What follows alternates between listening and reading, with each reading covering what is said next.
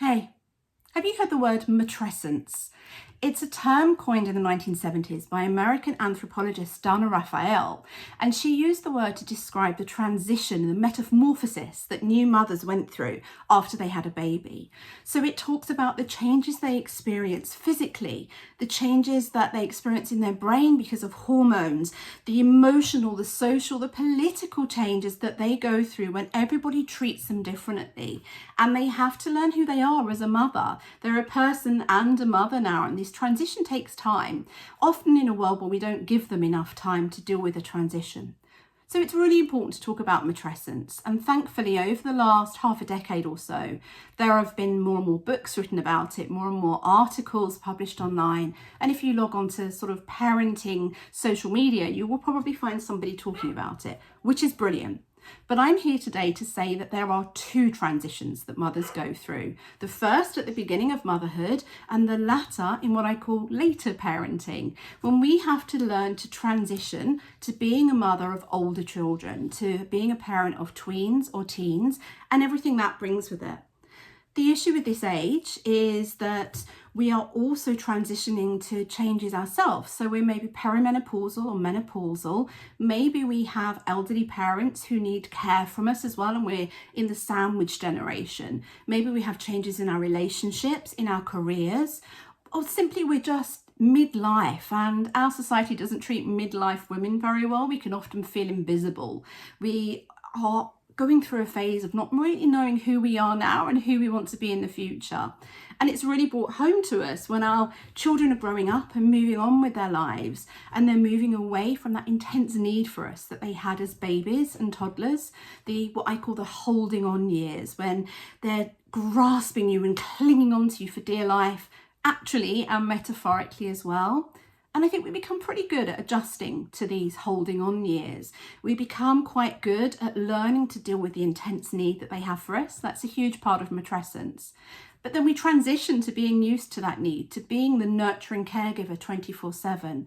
And all of a sudden we have a tween who shrugs our hand off, or a teenager who closes the door on us when we want to ask if they're okay. And we go through the last time we read them a bedtime story, the last time we gave them a piggyback, the last time they held our hand in public, the last time they sat on our lap, the last time we went to a school production, the last time we took them to a child's party.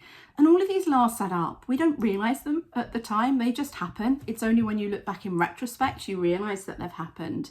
But we have to deal with the lasts. We have to deal with the fact that we are midlife, or maybe a little bit beyond midlife. And we have to focus on the dreams we once held for ourselves and our children that maybe haven't come to fruition. And maybe the dreams that we held for our children that don't match with their dreams that we need to let go. We need to learn who we are now. We need to know what we want to do with our lives. We need to know, exactly where we are right now and where we are going in the future with this extra time that we have on our hands. But while we may have more time on our hands practically, because a teenager doesn't need you to do everything for them like a toddler does, but then we carry this heavy mental load, the constant emotional demands of raising young people and everything that entails. So while physically it may be easier, emotionally everything is so much more heavy, which is coinciding with your own life transition, maybe with the menopause or perimenopause, and the sleepless nights, the hot flushes, the stroppiness that brings, and that's just for you without adding your teenager's attitude into. Anyway, I think we need to talk about it more. In my book, How to Raise a Teen, which is out on July 4th, I give it a name and I call it Demetrescence. So the prefix D indicates maybe it's a change of matrescence, and it is, but it's not a closure, it's another door opening. But it's based on the myth of the Greek goddess Demeter. Now, Demeter had a beautiful daughter called Persephone, who was kidnapped by Hades, god of the underworld. And Demeter was goddess of harvests. And things bloomed and were beautiful when she had her daughter Persephone with her. But when Persephone was taken, the crops failed to bloom, failed to flourish, and the flowers failed to bloom, and everything was barren. So Demeter's partner, or Persephone's father, Zeus, went to speak to Hades, the god of the underworld, to see if he could get Persephone back again.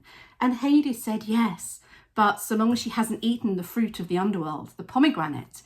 Unfortunately, Persephone had eaten 6 pomegranate seeds. So Hades bargained that Persephone could go back to Earth, but she had to stay in the underworld for 1 month per pomegranate seed. So that was 6 pomegranate seeds, which means that Demeter shared Persephone with Hades. For 6 months of the year she lived on Earth, and when she was on Earth, the harvests were bountiful, the plants grew, the flowers bloomed, and everything was wonderful as she was sort of harvesting all of that nurturance. But when Persephone had to go back to the underworld, everything was barren.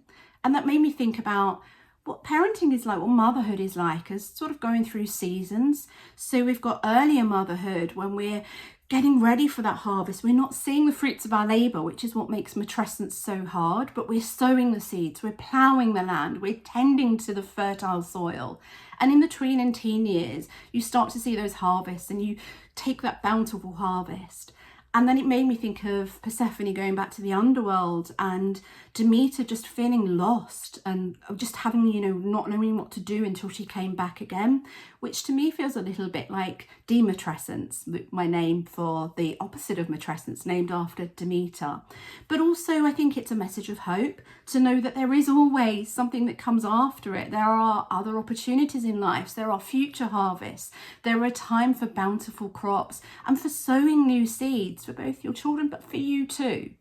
And I think ultimately what we need to do is talk about Demetrescence more at all, to be honest. I've just told you I gave it a name because it didn't even have one. And it just feels like we've done great work talking about matrescence, but now we need to go beyond that. We need to talk about what happens when you're a mother to older children. I hope that helped. There's so much about Demetrescence and your life as a mother and how to raise a teen, as well as answering any question really you might have about raising your children from 13 to 21, but also a little bit before. It's great for those of you with 10, 11, 12-year-olds. Any question you could have about their behaviour, understanding their brain development, helping at school with relationships, friendships, vaping, social media, screen time, and also tackling your own feelings, which is perhaps the most important. Anyway, it's out July 4th from all good bookshops. Thank you so much for listening. Please leave me a message in the comments and let me know what you think. Do you like the name Demetrescence? Do you see that there's a second transition in motherhood? How do you feel about it? I'd love to hear from you. Thanks.